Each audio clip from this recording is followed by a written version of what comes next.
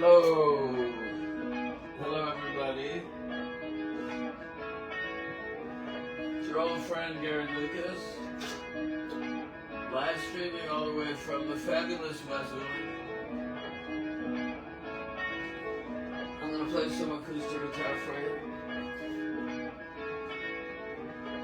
And those of you who want to play along, please try and name this tune.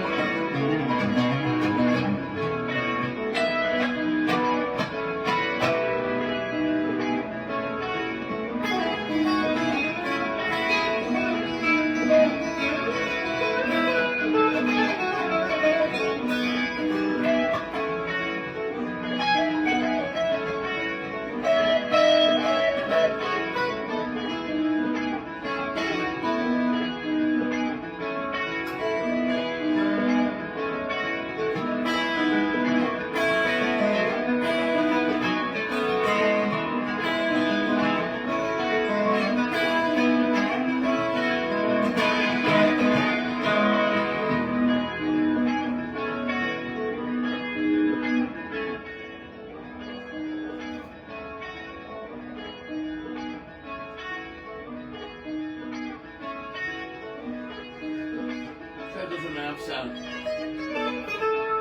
Much better.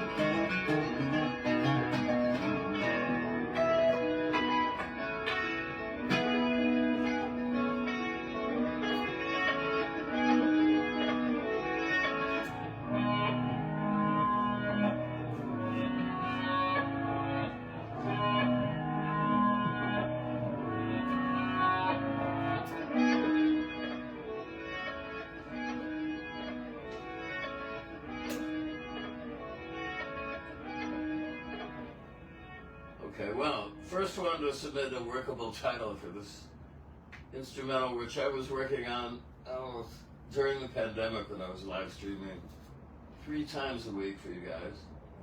I'd like to set it to music formally, as a song. I think it's a good candidate. But I have to find the right collaborator on this. So that's also part of the quest, but I need a good title. I have some ideas. Caroline suggested a few things because she loves this little bit of music of mine, and she's watching. We just saw a very excellent episode of My Brilliant Friend. The plot thickens. I know it's going to happen, and they're racing to the climax, but it's still breathtaking. Fantastic show. I thoroughly recommend the show to you. It's on HBO every Monday night, and it's run for, this is the 4th and last season. I've talked about it before. Let's see, what else? Tomorrow night, if you're in New York, I would like to invite you to a fantastic play, although I think it's sold out. But who knows, maybe they'll open up some more tickets. It's at the Classic Stage Company on East 13th Street. I don't have the number. You can find it if you apply yourself to Google search. And it's a production of a play I've written about also called Our Class, which is kind of centers around a horrific event in which I'm kind of inextricably bound up in so far as it was a pogrom in Abadie, Poland, July 10th, 1941, in which family members on my mother's side of the family were herded along with the entire Jewish community into a barn, which was ignited, and we lost so many people that day. And there were other pogroms going on in Poland in this period, and it was kind of maybe instigated or directed by the Germans who were then occupying the country. But the fact remains that many of their Catholic neighbors who had lived side by side with the Jews there for many, many hundreds of years kind of turned on them. And it's kind of a shameful episode in Polish history, and I don't want to stoke any flames further, but you should see this play to kind of understand how complex the whole idea right now of worldwide anti-Semitic backlash against Jews has taken effect, and what may well be a good example of why Jews are, as a community, very, very sensitive at this moment. But I don't want to bum you out because reading the news, I'm depressed every day. by recent turns of events. And I am no political expert, and I'm just one voice. And actually, most of us are really devoid of power to do much about it anyway, which is unfortunately true. But anyway, I was invited to be on a panel of several other people whose families were survivors, descendants of people who were burned in the barn that day, as well as a representative of the Anti-Defamation League who's organizing this panel discussion. So that will be after the performance of our class tomorrow night at the Classic Stage Company on East 13th Street. What else? On a more cheerful note, I'm very much enjoying getting back into the groove with my guitars after a long hiatus, and live streaming for you again. And I don't know, I'm trying to wring as many sounds out of this Boss Kitana as I can, which I got during the pandemic, as my little Gallion-Kruger 250 ml gave up the ghost after a year hard-pressed in the service, mainly in town here, schlepping it from gig to gig. But I'm hopefully going to replace this soon with a Princeton Reverb if I can get a vintage one. Now, I had one. How did I get this? I don't know, someone fell off a truck, or the one that I originally had, I found in an empty dorm room. It was given to me while I was in college and never reclaimed. So I had it for many years, and when the Knitting Factory Club first opened their doors on Mulberry Street in the East Village, housed in Mulberry Street, that's where the original club was operating from, and right next to Bellato's restaurant, which is still there. I donated it to the Knitting Factory because that was a great space for me to kind of emerge as a solo artist. That's where I mounted my first formal solo concerts that were advertised in newspapers and whatnot, and reviewed very well, I have to say. And this goes back to June of 1988.